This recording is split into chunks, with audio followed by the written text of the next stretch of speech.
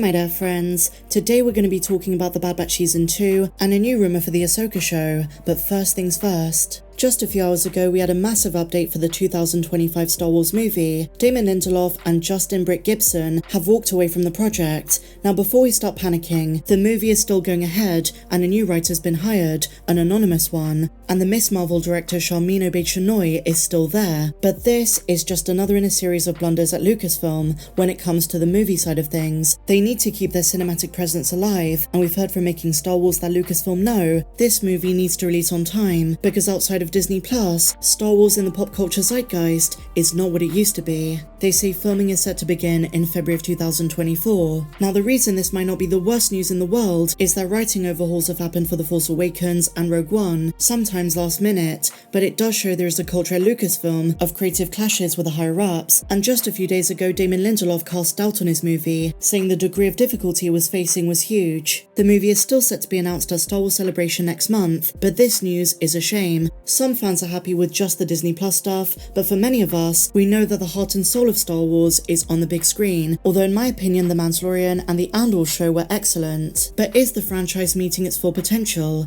I'll let you decide in the comments down below. But now my dear friends, let's talk about The Bad Batch Season 2. So as you've probably realised, over the last week or so, I've really been focused on The Mandalorian Season 3, and while I know a lot of fans didn't enjoy Chapter 19, to me it was one of the best episodes of the show so far. Cloning is my bread and butter when it comes to Star Wars content that genuinely fascinates me, which is why I'm such a big fan of what The Bad Batch Season 2 is doing as well. But the main reason I didn't talk about The Bad Batch Episode 13 Pabu is compared to Mando, there wasn't much to break down. As fun as it was the calm before the storm. Visually it was outstanding, but tomorrow's episode, Episode 14 Tipping Point, is set to be a big one. I reckon there's going to be so much to talk about ahead of the double episode season finale next Wednesday. And it's worth mentioning that Tipping Point was the final episode reviewers got access to for screeners. For 15 and 16 next week, everyone is going in blind, and I should say by all accounts tomorrow's episode is a banger, and today we have some new teasers for it, the first from the Kiner brothers, who typically tweet out something very cryptic the day before. Well, this time they've delivered once again, and as you'd expect, an ambiguous tease.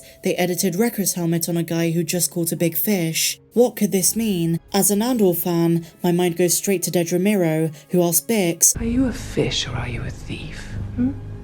Are you a fish or are you a thief? Maybe this episode Wrecker is going to get lucky and some kind of rescue is going to ensue. Maybe Crosshair is the fish. At the moment, he's in the Empire's net. But when you zoom into the bottom of the picture, they also inserted something very sinister, an interrogation droid. We know at this stage, Dr. Hemlock and the Empire is after Omega. They needed to persuade Nala Se to go ahead with the Mount Tantis experiments. But are they going to successfully capture and torture her? That's the big question. And who are they going to send after her? Jennifer Corbett, the showrunner, is the other person who tweeted about tomorrow's episode. She wrote, quote, "Only 2 more weeks of cryptic Bad Batch tweets. Start prepping for episode 214 now. It's like a roller coaster of emotion in here. The last time we got a tweet just like this one, with sinister implications, was for episode 12, The Outpost, which in my opinion, along with 7 and 8, was some of the best animated Star Wars. Very dramatic, intense, full of heart, and a great story for Crosshair, who now is on Mount Tantis. He was being injected by the scientist Emery Kerr just before some sort of procedure. Is he going to be transformed into an obedient, mindless death trooper with no free will? I think this procedure is kind of lobotomizing. It's going to remove all autonomy, but there could be some kind of twist along the way. Tomorrow's runtime is already known. Episode 14 is 26 minutes and 25 seconds in length, whereas The Mandalorian Season 3 Episode 4, Chapter 20 The Foundling is 30 minutes, 30,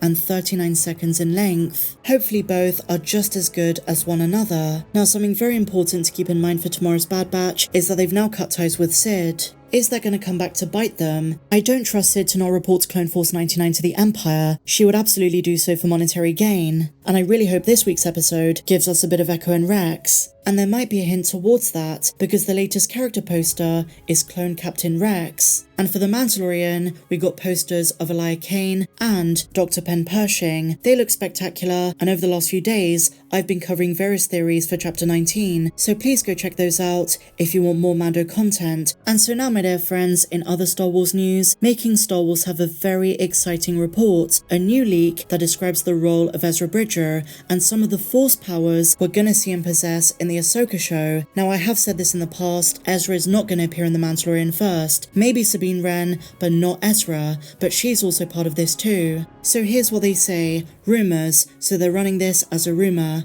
Ezra Bridger is the Force Karate Kid in Star Wars Ahsoka, and Sabine's weapon of choice. I think you know where this is going if you're a fan of Star Wars Rebels like me. In his own words, Jason says, I've heard about a sequence in Star Wars Ahsoka where Ezra uses the Force in a way compared to Luke Skywalker in The Last Jedi, when he shatters the Beehive Hut on Arc 2, when he catches Rey, Force Skyping her evil space boyfriend Kylo Ren. But the difference is one source says that Ezra, quote, Hadoukens with the Force. They say those conversations with sources on the next Star Wars live-action show gave way to lots of interesting preliminary details about what in the series you'll find interesting if you're a fan of Star Wars Rebels. And on the subject of Sabine Wren, they say there are sequences where she uses Ezra's lightsaber. Of course, after the Rebels finale, she had it. And she too has developed a very unique style of fighting, one that is probably inspired by her time with the Darksaber when she was trained under Kanan. But the interesting thing with Ezra, they say, is that he's been without a lightsaber for many years. He's in a strange land, separated from Thrawn. And they say, quote, not a single kyber crystal called out to him in that time. He's developed a new style of fighting, one that is heavily based on martial arts, and making Star Wars say this martial arts style, coupled with his ability to reach out to animals, is going to make him a very interesting Force user. In the Ahsoka show, he's going to use his hands, his feet, the Force, and nature to beat up undead stormtroopers. There are also sequences with Sabine where she uses the lightsaber. She's going to be very talented, and at this stage, it's not known if Ezra gets a new one, or if he simply takes back his old one from Sabine. You might assume that's going to happen, but Sabine has become proficient. They say it sounds like he's become adept at fighting without one, whereas Sabine has become adept at fighting with one, so it makes sense for her to use the lightsaber until Ezra gets a new one,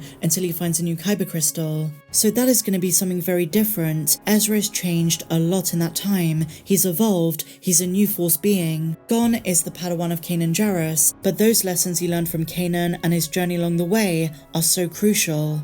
I assume his personality is the same. I wish Amanis Fundy the best. I can't wait to see his portrayal of live-action Ezra. And staying on the subject of the Mandoverse, we have a tidbit for Skeleton Crew. According to One Take News, the directing duo behind the Oscar-winning Everything Everywhere All at Once, Daniel Kwan and Daniel Scheinert, will direct at least one episode of Skeleton Crew. A lot of Star Wars fans are very excited about this, but what can audiences expect from their work on the galaxy far, far away? While Skeleton Crew is not going to be the jaunt across the multiverse the latest Daniel's project was, there is going to be some common ground. The duo's calling card has been taking bizarre, abstract stories and bringing them down to a human level. The pair could be the ones to bring the Stranger Things in space vibe we've heard about since the show was announced. As of now, there is no release date for Skeleton Crew, but it's either going to be December of this year or during the 2024 slate with Andor Season 2 and The Acolyte. So share your thoughts on everything we spoke about in the comments down below. If you enjoyed this video, please be sure to give me a big fat thumbs up, subscribe if you're new, and I'll see you in the next one. May the Force be with you always.